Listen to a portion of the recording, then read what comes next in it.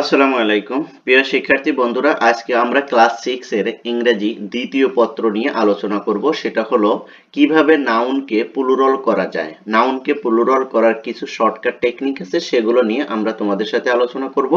কারণ পরীক্ষায় কিন্তু পার্টস অফ পিসের এই নাউন অংশ থেকে কিন্তু প্রচুর পরিমাণ কোশ্চেন সেট করে থাকে, ঠিক আছে? তাই একটু যদি তোমরা এই টেকনিকগুলো যদি একটু দেখো, তাহলে কিন্তু খুব সহজে এখান থেকে অনেক মার্ক তোমরা ক্যারি করতে পারবে। কারণ তোমাদের পার্টস অফ পিস থেকে কিন্তু অসংখ্য কোশ্চেন গুলো হয়, যার মধ্যে নাউন কিন্তু অন্যতম, ঠিক আছে? তাহলে দেখো যে কিভাবে তোমরা নাউনকে সিঙ্গুলার থেকে প্লুরাল ফরম্যাটে কনভার্ট করবা, ঠিক আছে?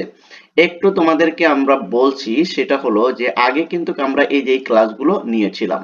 এই ক্লাসগুলো তোমরা যদি না দেখে আসো, তাহলে অবশ্যই তোমরা এই চ্যানেলের প্লে লিস্ট চেক করলে তোমরা এই ভিডিওগুলো দেখতে পারবে, ঠিক আছে? তোমরা তোমাদের সময় মতো এই ভিডিওগুলো দেখে শিখতে পারবে। ওকে, তাহলে চলো আমরা শুরু করি যে কিভাবে আমরা সিঙ্গুলার নাউনগুলোকে প্লুরাল করতে পারি, বা কোন মেথড ফলো করে সিঙ্গুলার নাউনগুলোকে প্লুরাল করা যায়, সেগুলো সম্পর্কে আমরা বিস্তারিত জানার চেষ্টা করব। ওকে, এই অবধি পর্যন্ত আমরা কিন্তু এর আগের ভিডিওতে কমপ্লিট করেছিলাম। আজকে আমরা করব এখান থেকে। দেখো এই যে এখান থেকে এখানে কি বলছে, but some plurals are irregular in their forms for example. দেখো এখানে বলছে যে বাট সাম প্লুরালস, অর্থাৎ প্লুরাল হওয়ার জন্য কিছু ক্যাটাগরি এই যে এখানে দেখানো হয়েছে আগের ভিডিওটিতে।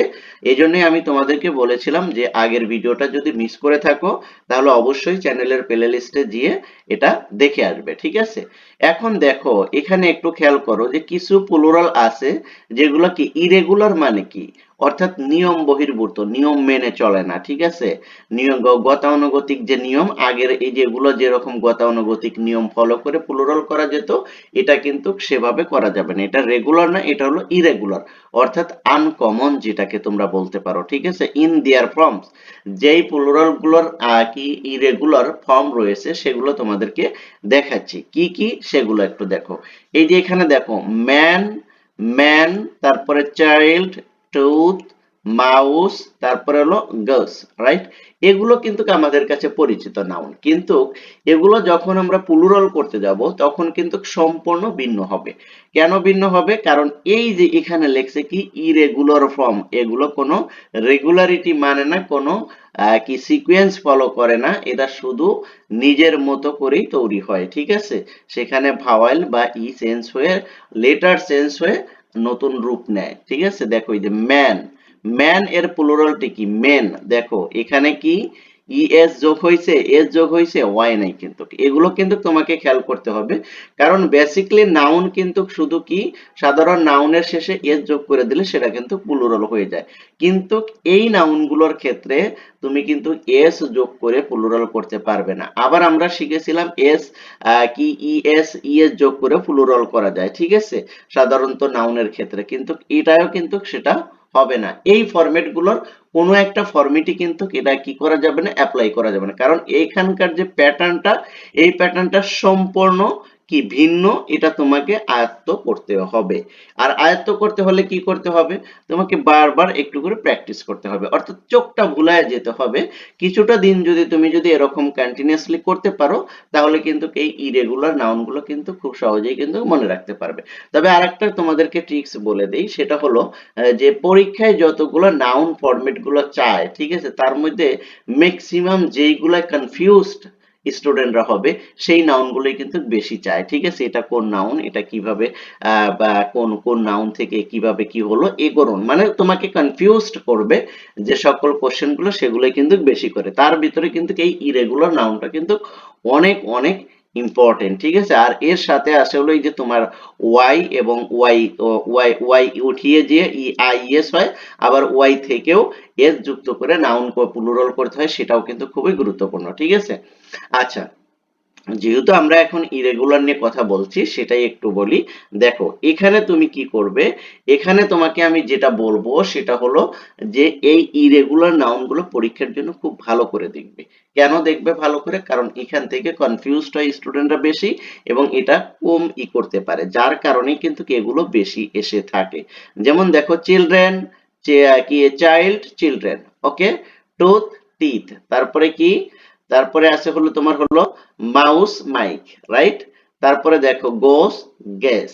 এইগুলো কিন্তু তোমাকে কি করতে হবে, একটু একটু করে দেখতে হবে। যদি তুমি একটু একটু করে দেখো প্রতিদিন বা কন্টিনিউয়াসলি যদি তুমি একটা শিডিউল করে নিতে পারো যে এই দিন আমি এগুলো দেখবো, ঠিক আছে, এভাবে যদি দেখো কন্টিনিউয়াসলি, তাহলে কিন্তু তোমার কি হয়ে যাবে, এগুলো আয়ত্ত হয়ে যাবে। ওকে, দেখো notice how the plurals are formed in the above example.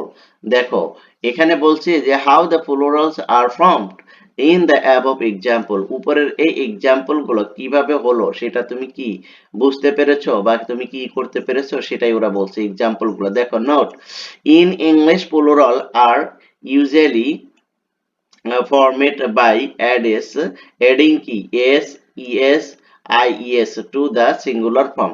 সাধারণত ইংলিশে ইউজুয়ালি নাউন হয় কিভাবে, নাউনটাকে প্লুরাল করা হয় সিঙ্গুলার থেকে প্লুরাল ইএস আইএস যোগ করে, কিন্তু এটাই কিন্তু সেরকম হয় নাই, সেটাই ওরা বলে দিচ্ছে, রাইট? আচ্ছা, এরপরে দেখো ডিতে আমরা একটু দেখব।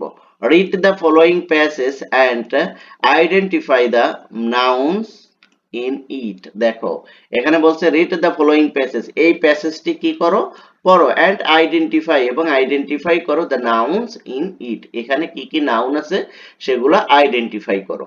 আচ্ছা, তাহলে আমরা আইডেন্টিফাই করব, তাই না?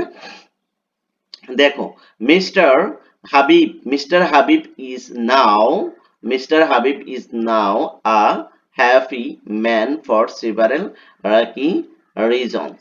দেখো এবার দেখো এইখানে খেয়াল করো, এই যে আমি তোমাদেরকে কিছু কি নাউন ফাইন্ড আউট করে দিচ্ছি। দেখো এই যে হাবিব, আমরা জানি হাবিব কি নাউন হয়ে গেছে, তাই না? হাবিবটা কি নাউন, তারপরে এই যে ম্যানটা কি নাউন, তারপরে কি, তারপরে দেখো ফার্স্টলি হি, এই যে হিটা কি noun, recently made a lot of money from his business, এই যে বিজনেস নাউন, এগুলো ঠিক আছে। এখানে কিন্তু আবার একটা বিষয় আছে, এখানে কাউন্টেবল আনকাউন্টেবল হতে পারে। বেসিক্যালি আমরা এখন শিখতেছি নাউনটাকে ফাইন্ড আউট করব, ঠিক আছে, তারপরে আমরা কাউন্টেবল নাউন আনকাউন্টেবল নাউন নিয়ে আলোচনা করব। তারপরে দেখো ফ্লাডস, এটা একটা নাউন, তারপর ঢাকা একটা নাউন, তারপরে তোমার ওয়াইফ নাউন, ঠিক আছে। দেখো আমি এখানে কিছু করে দিচ্ছি, তারপরে তোমরা কি করবে এটা দেখবে, ঠিক আছে। এটা দেখে তারপরে এই যে ডটার্স, এগুলো নাউন, তারপরে তোমার এই যে জব, এটা নাউন হবে। তারপরে অর্থাৎ কোনো কিছুর নামকেই আমরা কি জানি, নাউন হিসেবে চিনি, তাই না? কোনো ব্যক্তি বা বস্তুর নামকে আমরা কি হিসেবে চিনি, নাউন হিসেবে চিনি।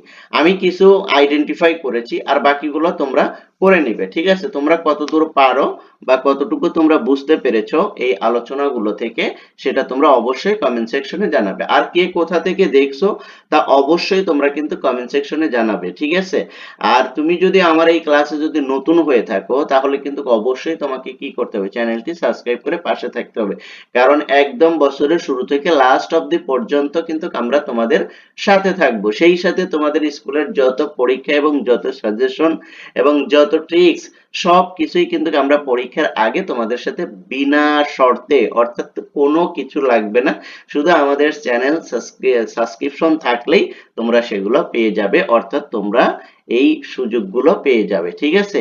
অতএব চ্যানেলটি সাবস্ক্রাইব করা তোমাদের জন্য খুবই গুরুত্বপূর্ণ, কারণ তোমরা যদি এগুলো যদি পেতে চাও, তাহলে অবশ্যই আমাদের চ্যানেলের সাথে থাকতে হবে, ঠিক আছে।